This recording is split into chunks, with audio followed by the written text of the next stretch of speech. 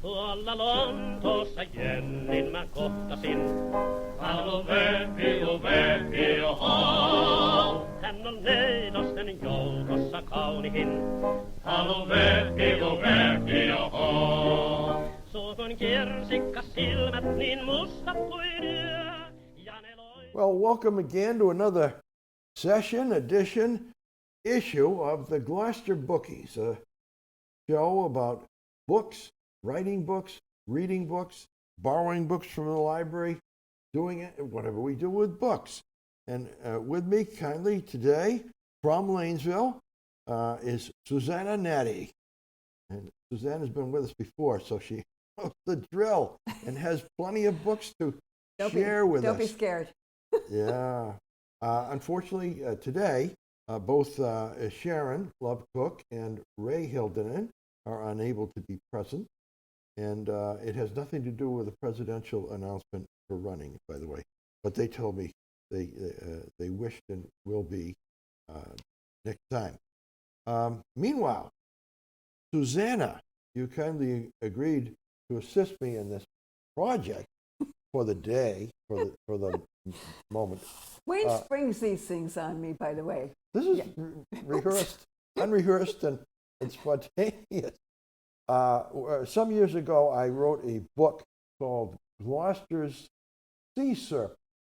And Gloucester's Sea Serpent has a central figure, true figure, historical person in Gloucester named Launson Nash. Right? Now, Launson Nash was a senator, a politician, a leader of men, because women didn't vote in those days, so the leader of men. And he also was the one who was tagged or asked by a committee in Boston when the sea serpent was first reported if he would be the one to interview people, obtain records, document sightings, and basically put together affidavits, signed, sworn affidavits in detail about the sea serpent. So it became the most, what would you call it, most scientific, but the most best documented sighting of a sea serpent ever in Gloucester. Now this is something that's been in the back of my mind to develop on the basis of a musical. I encourage people to join me. There'll be at the end of the program, there always is an email that you can write. Anybody who sings, writes, acts, is interested in performing, and has a yen for the sea serpent, to make it real, that we could have a musical about the sea serpent on Studio 1623 at some point in 2023. And meanwhile... So you're starting from scratch. I mean, you've got the idea, and you're asking people to sort of like crowdsource this production. It's what do they call it? Get on the elevator going up. Okay. Right? Get on the elevator. From the ground floor. From the ground floor. All right. So you can join us in a creative way. You wouldn't be saying, I'll get in there and it's all scripted and everything's done and I'll just have to follow directions from the director and so forth. No. You're a brave man. We're going to do improv. We'll get there. Improv. All right. Now but we want to sample the thing for you for the first time ever. This is a world premiere starring Susanna Natty, Wayne Slaney. Wait, before you start, I just have to say, Wayne has shown this to me. It's wonderful. As of about 5 minutes ago, we're going to be sort of singing. There is no melody provided, so we're totally winging this. Yeah, this is a cappella without, what do they call those? Okay. Sheet music. No sheet music. Okay. Oh, this is, by the way, the character who was singing me is Launson Nash himself, who's been invited to document the sea serpent. And he's excited about it, and he's thinking, geez, it would be great if I could go throughout the world and sing about this So here it is. And his wife, of course, Mrs. Nash, is kind of concerned that he's not much of a person for singing. So she intervenes every now and then. But here I go. If I could sing. If he could sing. If I could sing. If he could sing. I would sing a song of sea serpents singing the sea. I would sing a song of sea serpents coming to me. I would make it clear as the sun in the sky that the sea serpent exists as real as you or I. But I cannot sing. He cannot sing. I cannot sing. He cannot sing. So the world must stand until a better hand at music comes by to initiate the cry that the sea serpent sees the sea. And then, in another scene that we'll have to write, you people who write out there, we want to go to the Gloucester fish auction house, which existed at the time and was a place where rumors were exchanged and information was given that there was a sea serpent in the Gloucester Harbor. Keep your eyes peeled. So on this basis, I am justified for the auctioneer, Susanna Natty, to sing about that event and how it impacts on the Gloucester fish auction. Susanna. Take it away. Okay. On a lovely day in August, in the middle of the town, in the harbor by the windmill that turns up and down, there stands an auction house for fish, if it is ever fish you wish. And at noon the bidding begins for creatures with scales and fins, for flounder, haddock, crabs, and cod, but not for sea serpent, by God. We have lobsters and mackerels by the dozens, and every kind of their uncles and cousins. We have no lack of salty fare. We sell till the shelves are bare, but never, No, never? hardly ever, Hardly ever. do we see any sea serpent. You get the picture, get the idea. We're on a roll. We're in the momentum here. We're creative. We're interested. Gloucester's like that. And people can pull together and make a musical happen.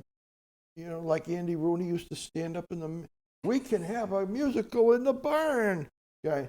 So let's try to do it. I think that It sounds like fun. Studio 1623 should be I think, a wonderful host for the project. And we would have real singers come forward and do their thing.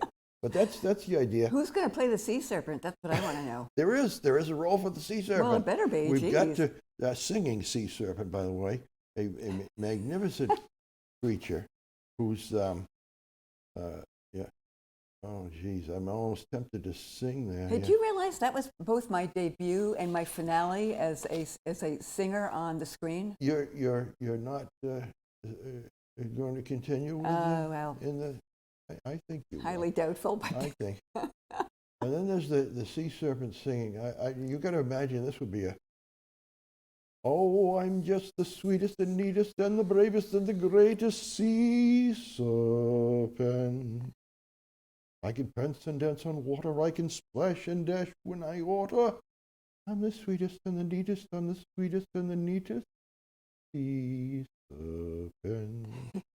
Or you tell when, you tell me where you ever saw a sea serpent to compare with this rare roten-tootin' specimen of benthic denizens. This sea serpent you see. That kind of thing. So we go from there. We don't want any more singing. No more singing. We're going to talk about books. they're breathing a sigh of relief. All over the world. Okay. I was just down to the library. The temporary library. The temporary library, but in the temporary library is wonderful staff. I'm very happy to see them and work with them. And the children's book section is all spread out. So as you first come in, it's kind of in front of you, and you go from there. There's a lot of shelves. So I encourage those parents and children of children's library age to go there and find things. For my benefit, Linda Bosselman, who's the longtime children's librarian, helped me. I asked her about it, and she said her advice, her request to parents and children is don't be shy. The librarian wants to help you. Ask for recommendations. Describe the kind of book you like, and the librarian knows what they have and can match you up. For example, she gave me, at my request, I said, give me some that you think that would go over with kids in Gloucester.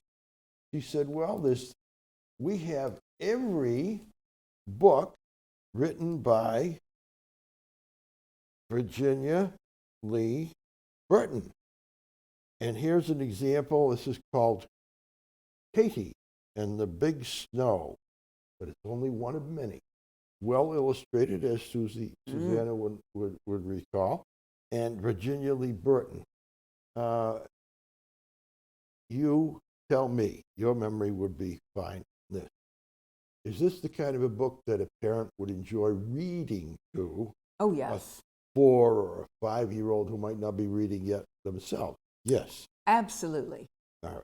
And it's about Gloucester. It's about Cape Ann. Yes. What do they call Gloucester in it? It's like the megalopolis or something like that. It's a wonderful word. Geopolis.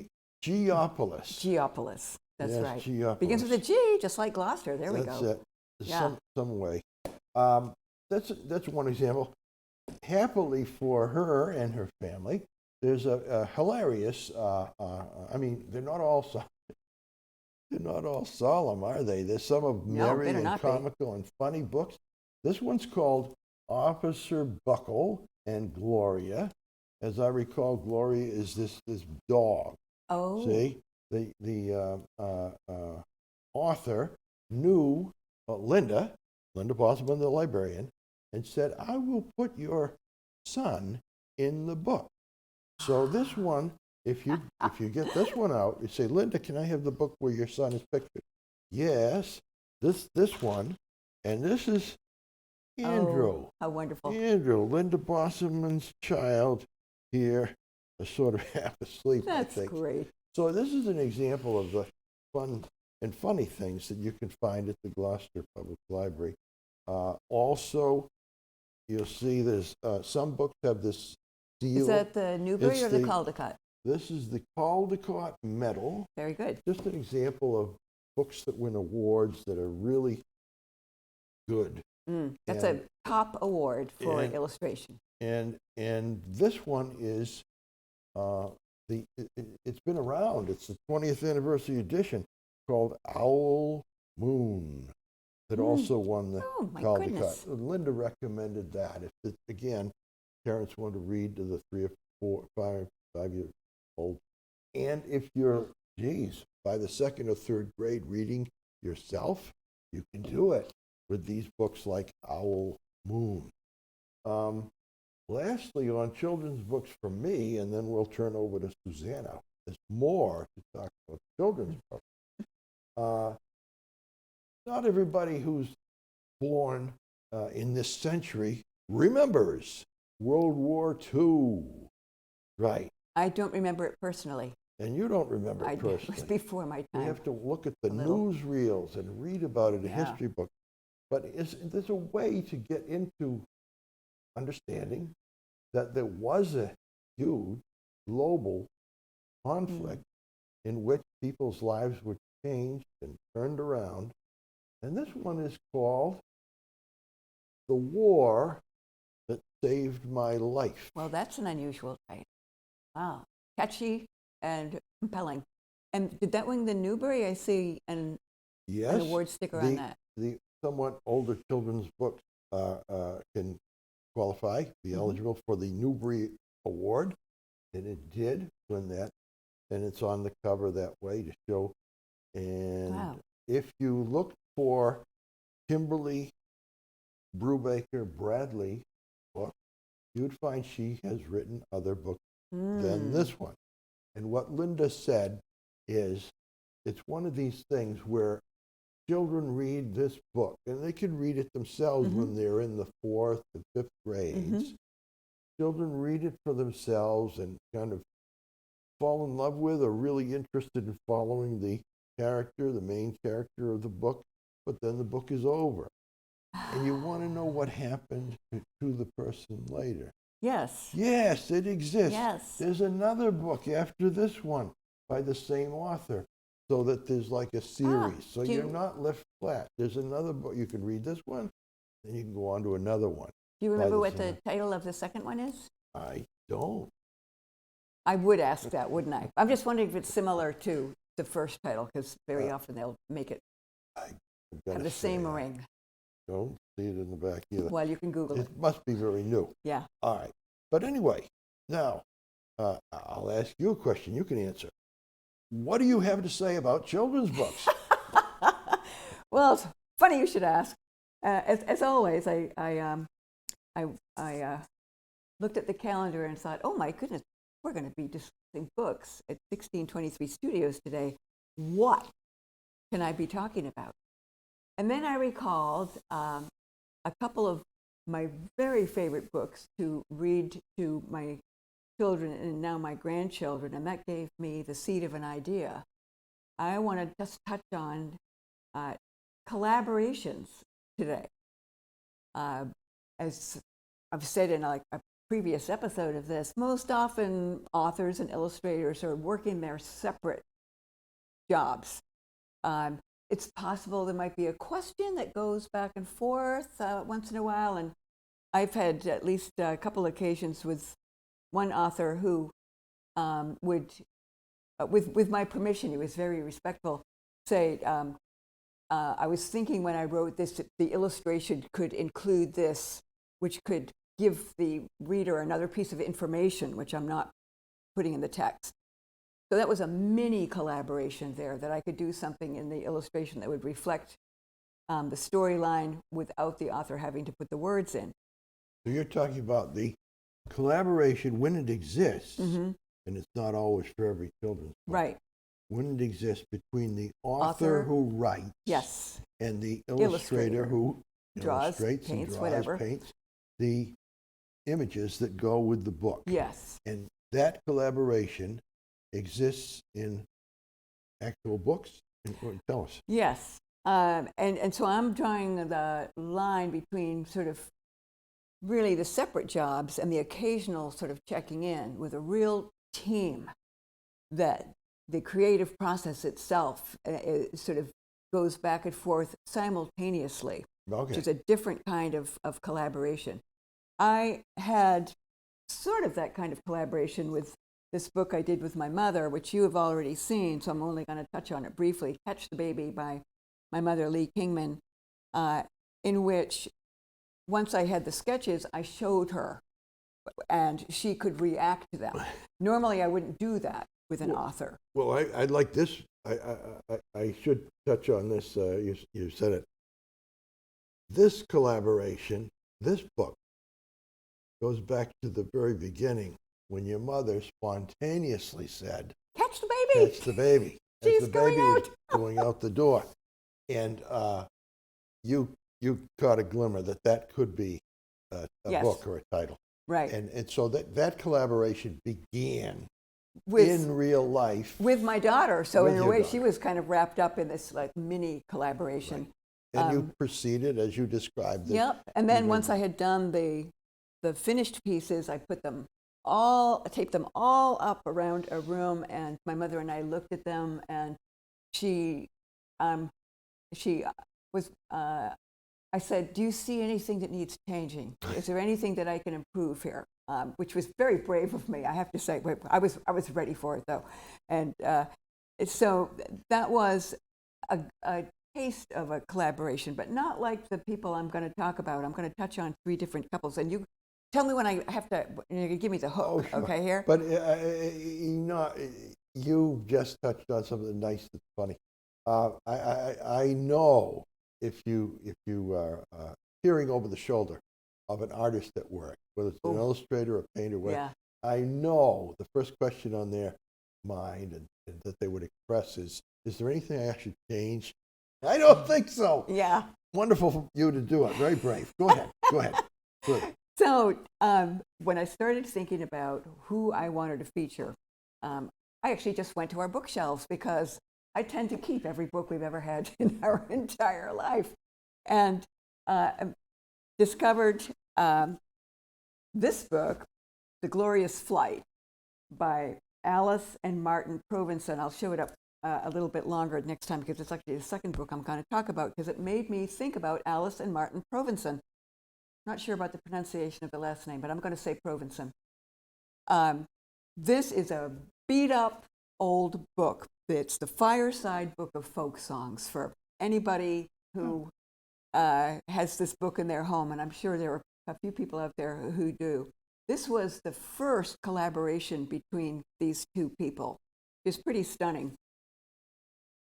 They met during the war, speaking of World War II. Martin was working on making training films for the American military during that war, and they somehow met at that time in Washington, D.C., and then went to New York City, where their first job was doing this incredible book in which they started establishing their style. This is...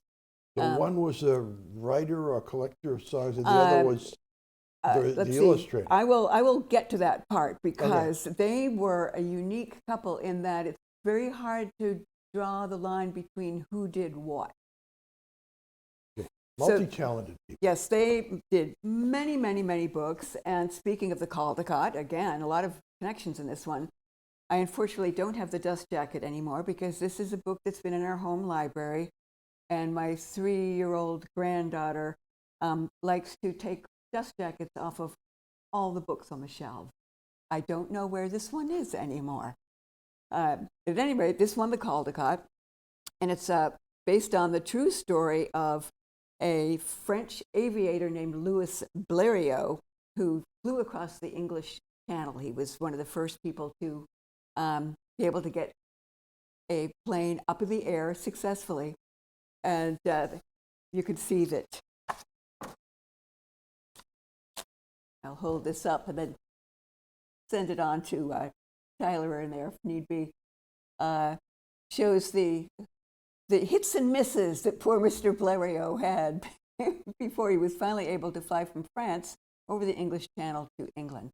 So the idea is he had more than one experimental kind of airplane. Oh, he had quite a few planes. Yes. And it's written, the book itself is written from the point of view of one of his children who's waiting to see his papa return safely across.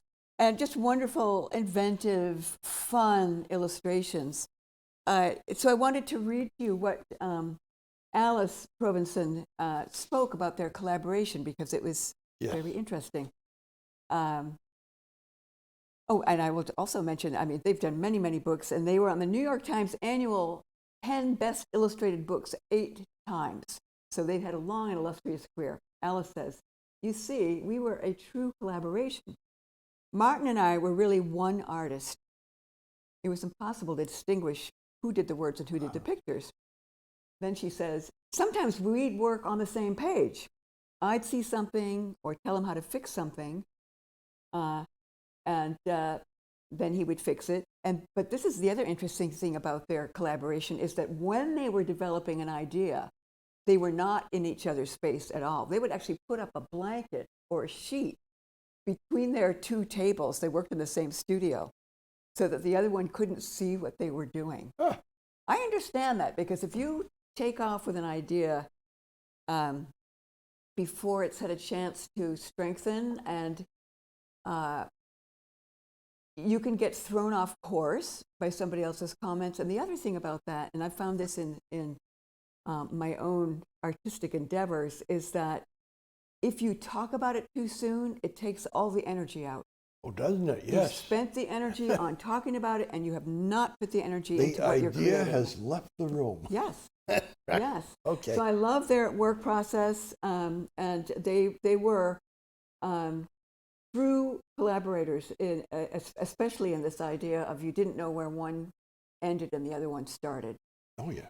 So this was part of my childhood memory, and just imagine all the books I've seen written and illustrated by the two of them since then.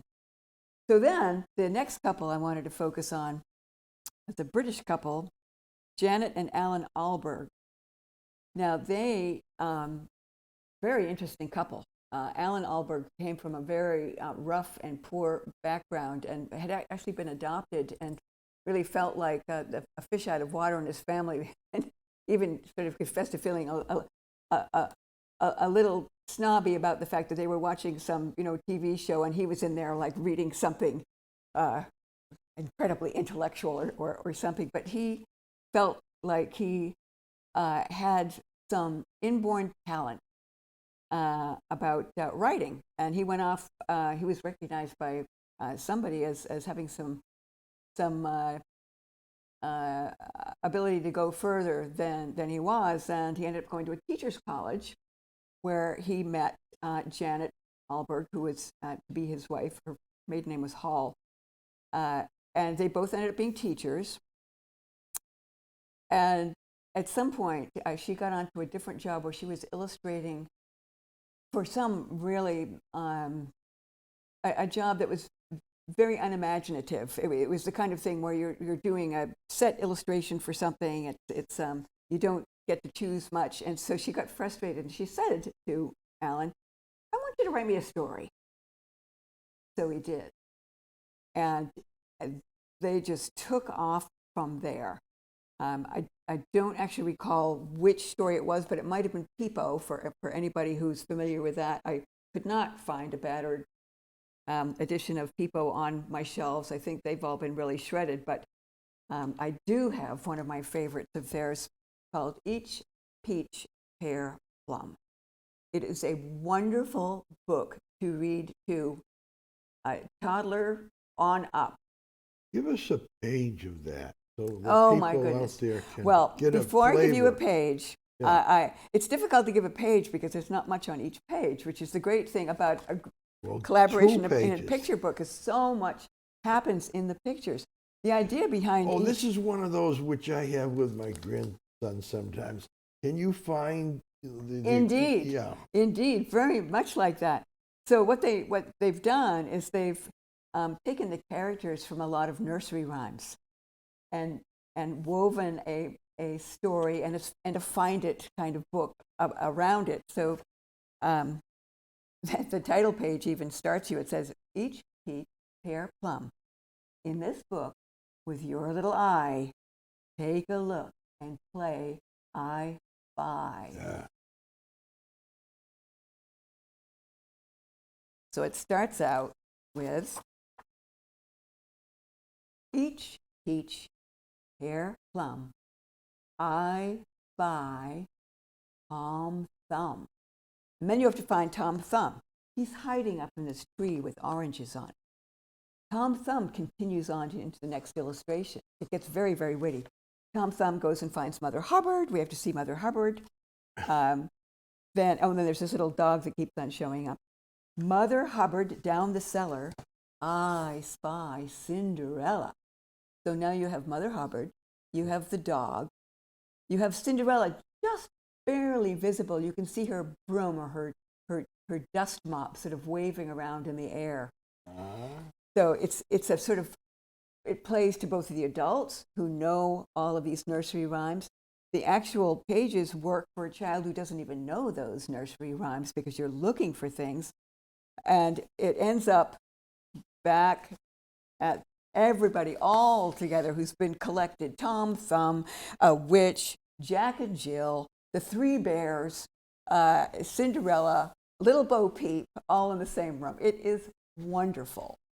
Can I say, and you'll be vouch for this with children, I think probably until they're in school and maybe even beyond first grade,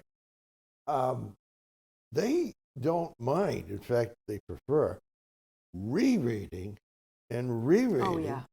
So that when they have found Tom Thumb or Cinderella, they want to find Tom Thumb and Again and Cinderella again. again and again. Again and again. And they love the familiarity of having some mastery of an ability Yes.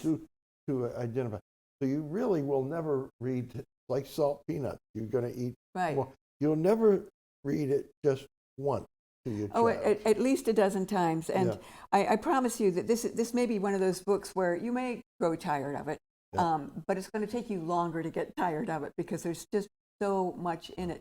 You know, my husband and I, when we had our 10-month-old daughter, our oldest, went on a trip, and we brought my mother with us as sort of a double sort of, gee, Mom, wouldn't you like to come in and see the wonders of France, but would you mind babysitting for the baby when we go out to eat at night? And we brought along 5 or 6 books, and there was one which was Old Mother Hubbard, and she read it so many times that she said one evening when we came back in that she'd started reading it upside down. Yeah, it didn't bother Lydia at all. That's my daughter. It's very funny. We all have been there. Oh, my goodness. Oh, yeah. Well, I remember I got tired of one particular book that my son particularly wanted to hear anytime. He's 3 or 4 years old. And I'm figuring, I can't do this again. No, I know. I know. I started sort of skimming, like when you didn't do the whole page, you just did a sentence or maybe a few, and he said, that's not how. I know they cut you. He knew. Yes. He wanted the whole deal. He wanted. Yeah, no, they remember all the sounds. Yeah, they do. I'm sorry I don't have it with me. I'll bring it another time. But there's a great book called My Milk Tooth, Toof. Yeah. It's based on a blog. Yeah. And I read it so many times at the request of my grandchildren that the older one could read the entire thing. Right. And it was, goodness, 48, 68 pages. It was many pages. Yeah. Hilarious. At any rate, back to the Allbergs, who I adore. Then they got this wonderful idea based on observing their daughter, Jessica, who loved taking letters out of envelopes and putting them back in. They developed this concept called, the title of which was The Jolly Postman. This is not The Jolly Postman, it's The Jolly Christmas Postman, which was a sequel. But it took Alan Allberg, I think, just a very short while to write the concept out, and it took Janet, his wife, 5 years to develop how to do this. It was a lot of technical stuff because inside the Jolly Postman and the Christmas Jolly Postman, there are, I mean, this is sort of like a complicated pop-up book in a way, except it's not a pop-up. Envelopes with letters that have been written to the recipient in the next illustrated page. It is really terrific, and kids love this kind of thing. No doubt. It is just fantastic. So what they said about their collaboration was, Alan was quoted years later. She unfortunately died younger. She died in 1994. So that ended their collaboration, and he went on to write other books. But he said about her, when I'm writing a picture book, I automatically think, I don't need to say that because the pictures say it. Or better still, I'll say this and the pictures will say that, which contradicts it. So you can play with that kind of thing too. Then he says, I'm far from being the best writer in the world. And Janet was very good, but she wasn't the greatest illustrator in the world either. But the pair of us were twins in the sense that we both really wanted our book to be good.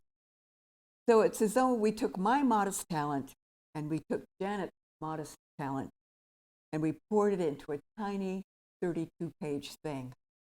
Now, I dispute their talents as being modest. I mean, I think they are terrific, but I get what he's saying. He's saying that the sum of their two parts was greater. Yeah. Then finally, this is the collaboration that got me thinking about collaborations this morning. I don't know if everybody is familiar with, and I hope you will get familiar with them if you don't know them already, John Sheska and Lane Smith. Now, the other two collaborations were married couples.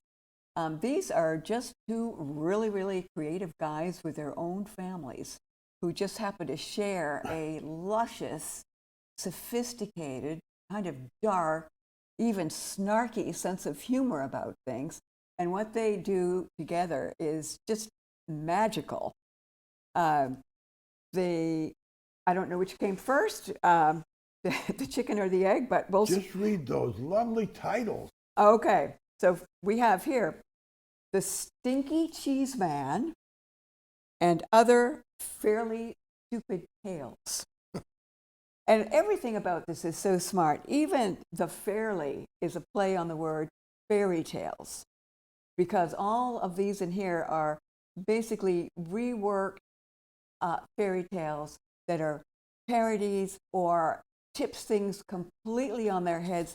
The illustrations are funny and even a little nightmarish sometimes. Kids love this. Okay, this is The Stinky Cheese Man, to give you a notion of what the illustrations are like. And The Stinky Cheese Man is a retake on the story about the little gingerbread man. Yes. Who jumps out of the oven and runs away and says, run as fast as you can't catch me, I'm the gingerbread man. The Stinky Cheese Man also does that. He says, run, you can't catch me, I'm the Stinky Cheese Man. In this instance, nobody's chasing him. Well, exactly. I mean, he's so stinky that nobody wants to chase him. And the other thing that they've done with this book, which is just so incredibly clever, is that they've also spoofed the construction of books. So here you have the title page for The Stinky Cheese Man, and then, which looks fairly normal, I mean, it's kind of big words, and then they do something with it. Oh, here it is. They kind of mess up the table of contents so that it becomes the end of the book, where we are. Oh, I can't find it. All right, I'm not gonna take up the two of that. But at some point, the table of contents gets dumped into a later page, upside down, and it just complete. Oh, here it is. The table of contents. Here it is, which has now interrupted some story that's going on, and the character in the story gets really irate. I don't know if there's one that I can. Oh, shall I read you one of these? Do we have time for The Princess and the Bowling Ball? You may. This is going to be good because it's a sample of what you. Again, these are books in the library that you can get for nothing. Yes. No charge at all. You can get. But Susanna will read aloud for free. All right. Please. All right. So this is The Princess and the Bowling Ball, which of course is based on The Princess and the Pea. The Princess and the Pea. You remember that story? You know, the princess had to be, so tender that even a tiny little pea under 100 mattresses you would be able to feel.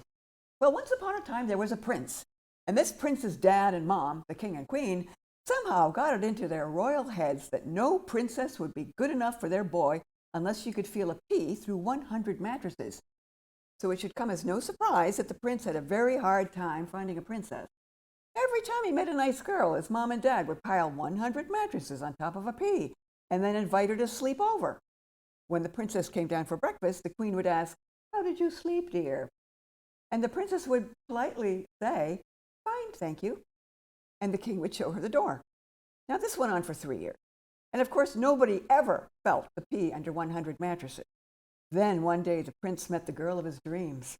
He decided he'd better do something about it. That night, before the princess went to bed, the prince slipped his bowling ball under the 100 mattresses. When the princess came down for breakfast the next morning, the queen asked, "How did you sleep, dear?" "Well, this might sound odd," said the princess, "but I think you need another mattress." I felt like I was sleeping on a lump as big as a bowling ball. The king and queen were satisfied, the prince and princess were married, and everyone lived happily, though maybe not completely honestly, ever after. The end. That is probably the mildest of the tales in here, and it is wonderful. Excellent. That's strike. So then the other story, which I just love and is beloved by my children and grandchildren, is called The True Story of the Three Little Pigs. More. Now, this is written from the point of view of the wolf, who is going to tell you he's just the subject of being framed and bad press. I mean, it's not his fault that he had a terrible, terrible cold, and when he went to ask for a cup of sugar from the first little pig who built a house made out of straw, that he sneezed so powerfully that the house fell in, and there was one dead little piggy right in the middle of it. And what is he going to do? Let the pig go to waste? No, of course. You don't get mad at people because they've had a nice big juicy, burger. No. So anyway, true words from the wolf. That is that story. So the thing about these two guys is they met in, I think, San Francisco maybe, and oh no, they didn't meet that way. Their wives, New York City actually was where it was. Their wives were both working at a publishing house in New York City. And the wives were friends, and they introduced their two husbands, and they just clicked immediately and understood that they would work well together. And what I imagine in this collaboration is that they are actually sitting in the same room, and they are just pinging off ideas of each other. And Lane Smith is doing sketches because he's the illustrator, and John Cheska is saying, oh, yeah, and then we could do this. I mean, I think I can feel the energy bouncing off of them when I read these books. I'm delighted. You really given the viewers a lot of possibilities for children. By the way, you're going to be able to be an example of this. Your first readers, by now, are probably parents themselves. Oh, they are. And you've met some of them, and they're still remembering those books of yours. Yes. At this point, Linda Bosselman in the library said her first, the children she was, they were asking for books and things, have become parents. And they're coming back with their children. Oh, yes, and you want to go library. back to some of your old favorites. I mean... And now you've given some new ideas with... Right, I've had some of the old and some of the new here. So, if you could name me 5 of your favorite children's books when you were growing up, could you pull some out of your head? Well, first one I read by myself was Freddie the Pig. Oh, I think you mentioned that at one of our episodes. That's right. Freddie the Pig. Freddie the Detective. Freddie the Detective. He was Freddie the Pig, but his incarnation was as the barnyard detective. Got it. Who quizzed the cow and quizzed the others. Now, I've got to ask you one thing, which is, when you think about that book, what springs to mind first, the story or the illustrations? Neither. The first thing that comes to mind is, I read this book myself. That is perfect. All right. We're gonna turn to something that we kind of left a thread hanging last time. Susanna asked me about Colleen Hoover, whom she had not heard of, and actually I had only recently heard of in Publishers Weekly. And it turns out in the next edition of Publishers Weekly, Colleen Hoover is again identified as a real bestseller. And I said, I wonder what this book is called. Verify. That's sort of like Reagan and Gorbachev, trust but verify. I suspect it's along that line, but it turns out when you look it up, it's suspense thriller. It's called Verify Suspense Thriller, and it's already a big seller. And I said, well, I'll get this from the library. As you know, I recommend books from the library.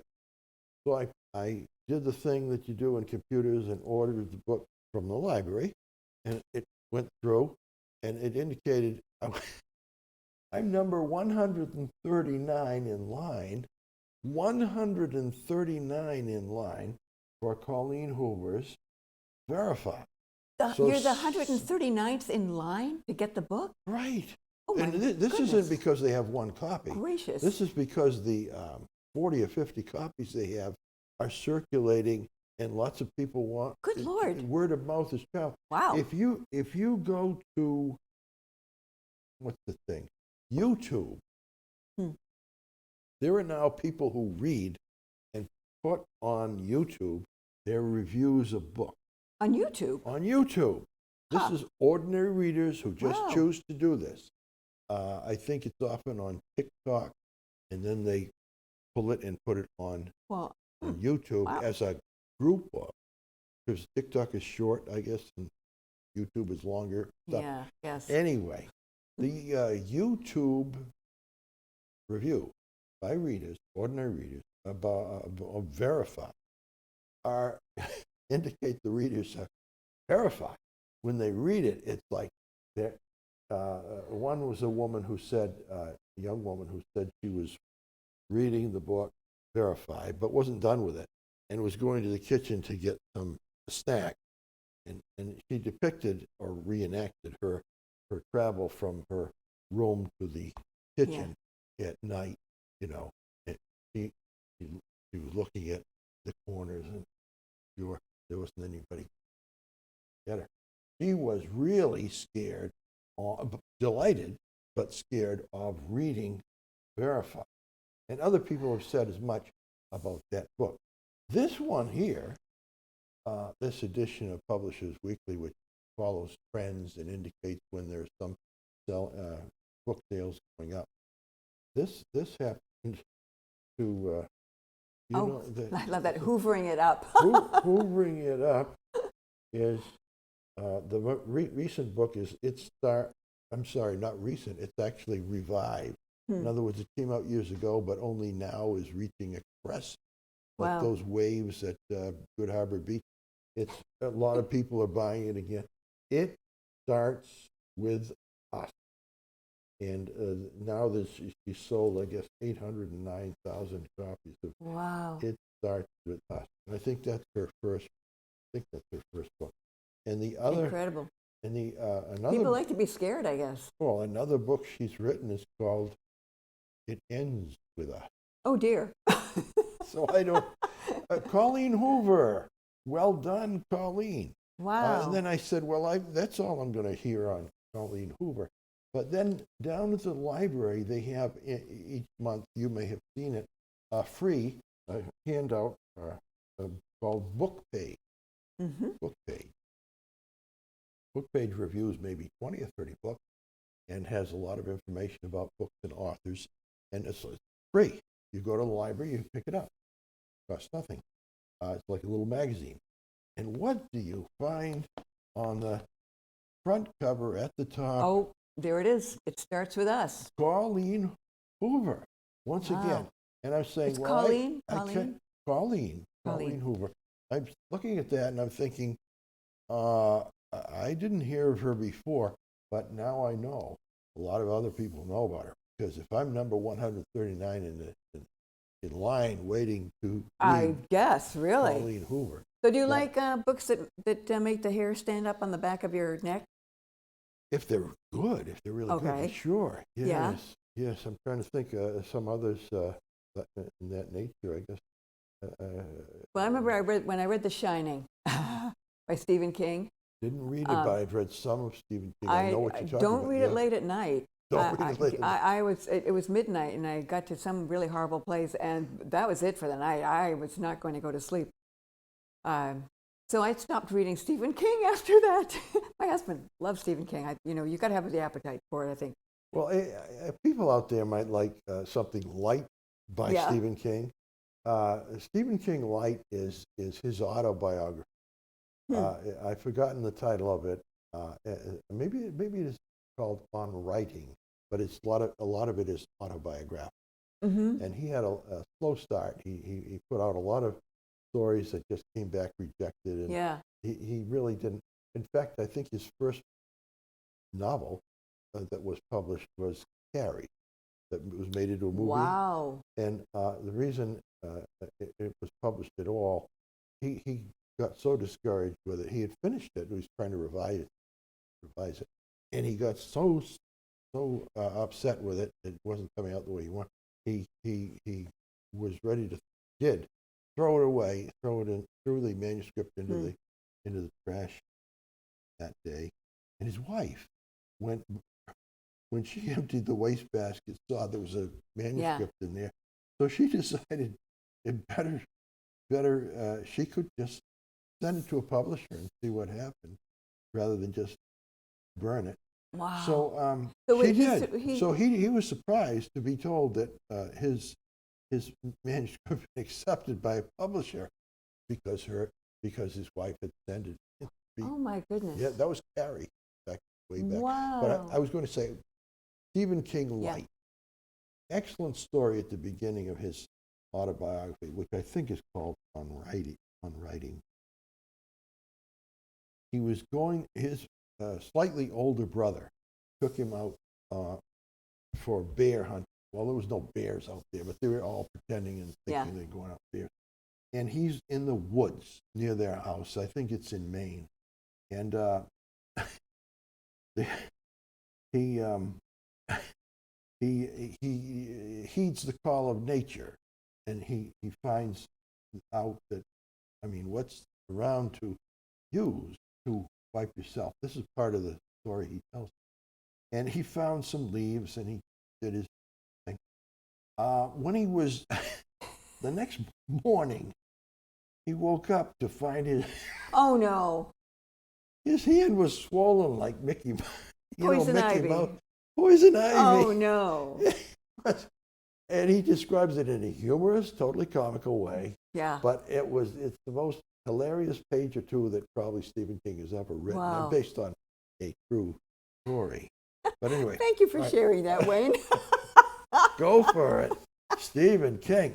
All right. Now, meanwhile, I just want to give a little bit about library books. I was at the library, and I like to read history books. So I got a recent bestseller from the library. I didn't have to wait 139 times for this. This is about Abraham Lincoln. It's called And There Was Light. Highly recommended, reviewed by tremendously from all around. It's a really new and relevant biography of Abraham Lincoln. There Was Light, Abraham Lincoln and the American Struggle, by John Meacham, winner of the Pulitzer Prize. Right, there it is. I said, well, I as often the case, I don't want just one perspective or one author on the event. I'd like to know what other authors' viewpoints or perspectives are on kind of the same event or situation. So from the same library at the same time, I was able to get a book, it goes back a few years, called America's Great Debate. Henry Clay, Stephen Douglas, and the Compromise That Preserved the Union. Oh, my. And perhaps we all know it preserved the Union temporarily, because then there was a civil war and that required, and then it did. But right now, it's the same kind of territory that this John Meacham is writing about. And we're seeing other characters, not only Lincoln, but other characters as well, engaged in America's great debate. And then it mentioned Stephen Douglas, so I said, I remember, I wasn't there, but I remember hearing about the Lincoln-Douglas debate.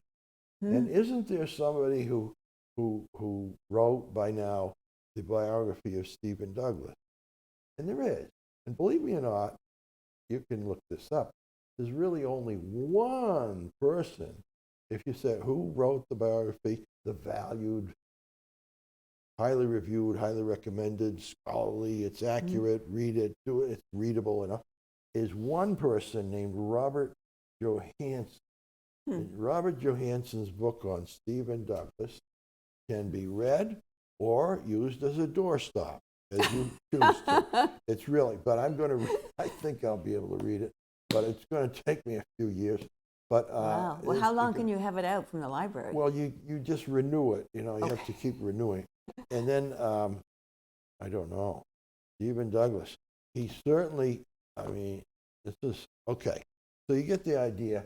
If you want, you can pursue almost any subject without having to leave the city and just go down to the library and see it. Meanwhile, to sign off, I would like, once again, to turn to our... Oh, we're not going to sing again, are we? One song, and this will end it. Oh, God. If I Could Sing. You know that one? I don't think these have titles. Wait, are we doing the first one again? If I Could Sing. Yeah. Okay, here we go. You ready? All right, I'm ready. If I could sing. If he could sing. If I could sing. If he could sing. I would sing a song of sea serpents seeing the sea. I would sing a song of sea serpents coming to me.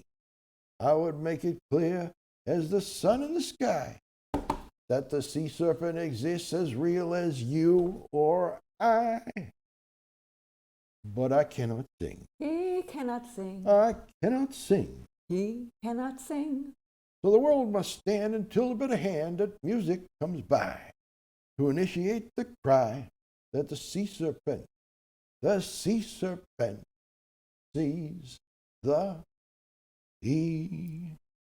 Now, once again, we'll sign off, but I'm asking people out there, creative people, singers, performers, writers, composers, to join us in the possible effort of reviving the sea serpent of Gloucester in the form of a musical. Okay. Sometime in 2023. And I suspect we can do that in honor of the sea serpent with some success. Yes. Just guessing. There's a creative collaboration out there. Waiting, all right? The magic You're word. Speaking, I'm saying the magic word, the duck comes down and gives you $100. I was just thinking that. You remember that one? I do. I think we should back. institute that. Okay. We should try it. Maybe it would happen. In the meantime, in between time, go to the library, open a book, turn the TV off, turn off the computer, probably do something with your iPhones so you don't get calls. Do not disturb. Do not disturb, and say, I'm reading my book. And they will be, probably, if you listen to what Susanna and usually Ray and Sharon are saying, probably be life-changing. So anyway, any last words? Nope. This has been fun. Yeah, it has been. Don't ask me to sing again. No, that was your but I would say encore, but I won't. Anyway, all right. This is good, and we'll see you next time. Thank you. Great. This is Gloucester Bookies signing off.